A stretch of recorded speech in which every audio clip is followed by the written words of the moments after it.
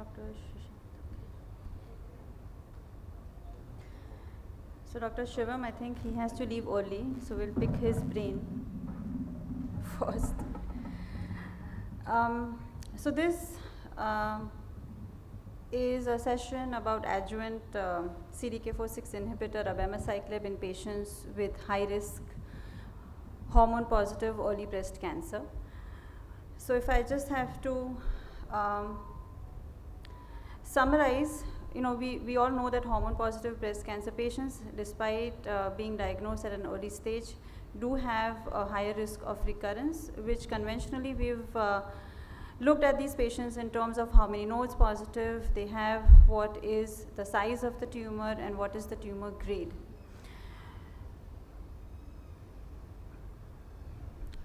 And the reason why we think this is important is to stratify patients between high risk and non-high risk is because for stage 2 and 3 node positive, high risk hormone positive early EBC, the risk of recurrence is the same as early TNBC, and hence the mortality is also not as good. So conventionally we always think that hormone positive breast cancers, they do well. However, there is a subset that are at a higher risk. So Dr. Shivam, in terms of clinical practice, we all know the inclusion-exclusion criteria for the Monarch E trial. Do you use these criteria for stratifying patients, or do you have any other points that you take into consideration? So, in context to your question, I think they are not same. All EBCs, even in N1, those patients with high tumor burden, tumor size, and who have grade 3 tumor, they do poorly as compared to patients with N1 with not high characteristics. So you tend to use this because there is a good delta of difference in this trial. So yeah, I use these parameters in my practice. Doctor, in your practice, what do you consider high risk? So probably 3 years back, all hormone positive, HER2 negative were considered same. Even in fact, since the breast cancer is so common, I used to say that you should not have cancer, but if you have breast cancer, then probably you should have hormone positive, HER2 negative early breast cancer, and we were happy to give her tamoxifen or anastrozole. But with the coming of this Monarchy data, and then when the patient disease comes back within 2 years or 3 years, then it's a sorry face that doc, you told me that disease is good, it will not come back. But when the Monarchy data came and I saw the data, definitely we got to know that, okay, these were the high risk patients. And now we look at the pathology report, what is the grade, how many lymph nodes are there, and definitely these risk stratification is now commonly being done. I do in my OPD, and I'm sure all of us do it. And because of that, giving the adjuvant therapy has made a difference to them. Definitely, so these criteria are to be used and are being used in OPD practice on daily basis. So N2, N3 disease, we all know it's high risk. For N1, the high risk is decided based on the tumor size, so more than or equal to 5 centimeters, grade 3, and 1 to 3 lymph nodes positive. And this is just like a clinical thing. So when you're looking at this criteria, if patients have received neoadjuvant therapy, then they undergo surgery, and then they have a pathology report, right? So when you're saying tumor size more than 5 centimeters, when you're saying grade 3, or when you're saying, what do you look at? You look at the pre-treatment characteristics, or you look at the post-treatment characteristics? Pre-treatment characteristics, always. I mean, that is what defines the risk. Once you are starting the treatment, then you have to be clear what this patient is going to fit into. So it's never the post-treatment, that's what we look at.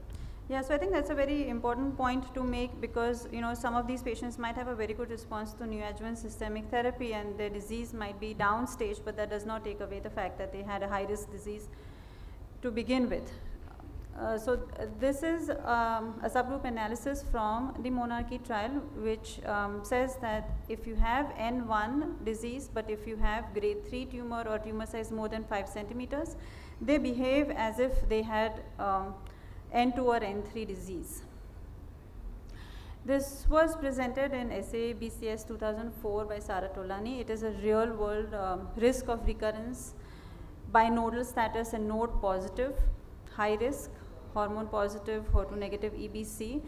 It's a little bit of a complicated study, but what this study says is that there is a high risk group, so whatever the monarchy criteria were, and then in the non-high risk group they have included patients with N1 low risk or N0 high risk or low risk. So N0 high risk is again using the same parameters, tumor more than 5 centimeters, grade 3 and a Ki67 of more than 20%. And N1 low risk is tumor less than 5 centimeters, grade 1 or 2 or a Ki67 of less than 20%. And if you look at the non-high risk group, the 5-year invasive disease-free survival is about 91%. Whereas the N1 high risk, N2 high risk, N3 high risk, they all have a higher risk of recurrence. So N1 high risk about 2.5 times higher risk of recurrence. So even if they have one node positive and if they have these other features, then we know that their risk of recurrence is high and we should definitely consider them as high risk disease. So this again is analyzing the same thing, N1 high risk versus N1 low risk subgroup. The difference in invasive disease-free survival is 15%. So one node positive, but if you have a grade 3 tumor or if you have a tumor size more than 5 centimeters, then definitely consider them as high risk and you can escalate treatment depending on that.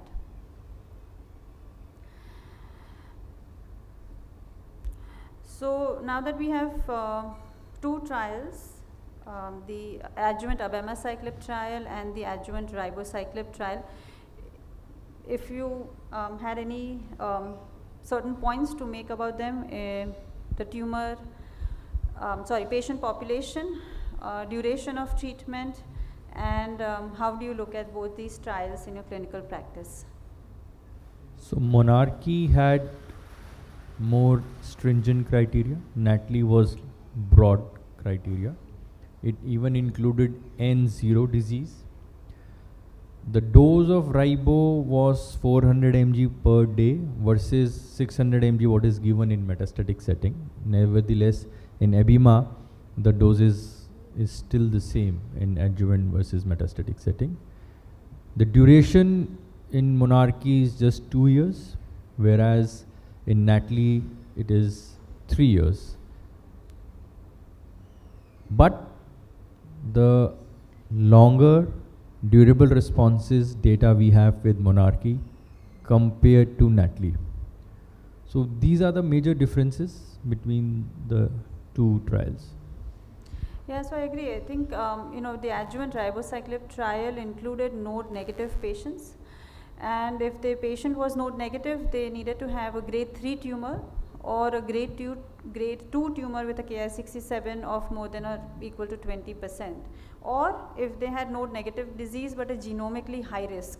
So this was the Natalie trial inclusion criteria, and I agree. So with the Monarch E trial, we have a sustained benefit even after stopping the drug at 2 years. So at 5 years, the delta is about 8%. Difference in invasive disease-free survival, 83% versus 75%. And over the distant relapse-free survival delta again is 7%, 85% versus 78% at 5 years. So we have definitely a longer follow-up with the adjuvant abemaciclib arm. With the Natalie study at 4 years, delta is about 5% in invasive disease-free survival and 3% of distant relapse-free survival at 4 years. So this is the Natalie trial data. Now when we are counseling patients in the clinic, we know for a fact that when we are offering these adjuvant CDK4/6 inhibitors, we are probably over-treating quite a few number of patients in order to prevent one recurrence. So I think this number needed to treat is a very important number, I feel, when I'm making a decision of whether or not to use escalation. So for the Monarch E trial, the number needed to treat is about 1 in 13. And for the NATALY trial, the number needed to treat is about 1 in 20. This is what the statistics tell us. So does this kind of help choosing? So basically, NNT basically tells us that probably NATALY we might be over treating the population, and the benefit what is required from NATALY, we need to treat at least 20 patients to get that benefit, compared to just 13 patients in monarchy. And in my own practice, I have felt that although the NATALY is not still approved in India, but I feel that it might be an overkill if we are treating the node negative, low risk patients which were not included in monarchy. So definitely this gives us the confidence that the data is more robust in terms of monarchy and number of patients required to give that benefit. Dr. Yes. Mansi. Yes, Dr. So it is not right to compare the two trials because the patient population in NATALY is much widespread. NNT in the same population of patient makes more sense, not in these two. In NATALY, what we saw that, abemaciclib is set standard in the patients where inclusion criteria is there. But there are other N0 patients with say grade 3 and Ki67 more than 20%, and on top of that your gene expression shows higher score. I think every one of us would offer ribociclib to that patient because they do not come into abemaciclib inclusion criteria. I don't think that these two NNT between NATALY and monarchy is the right way to look at it. So I agree. I think because of the patient population being much wider, of course you would have to treat more patients when you are including a wider number of patients.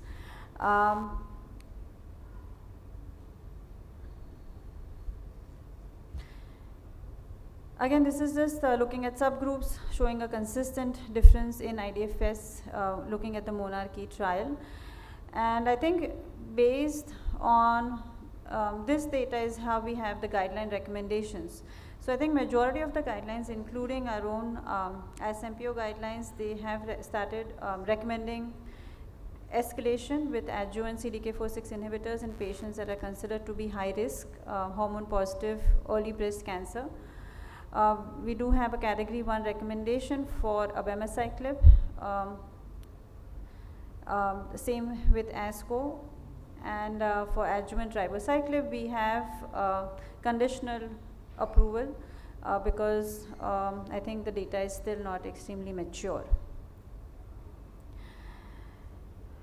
So I think as Dr. Amishwara rightly said, in terms of choosing between abemaciclib and ribociclib, when you have patients that fit the monarch E criteria, abemaciclib probably has a higher, stronger recommendation.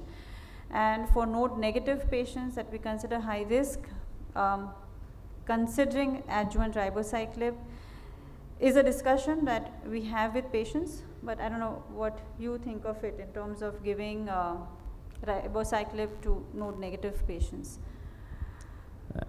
I have not yet given ribociclib in node negative patients high risk. I have not given it yet.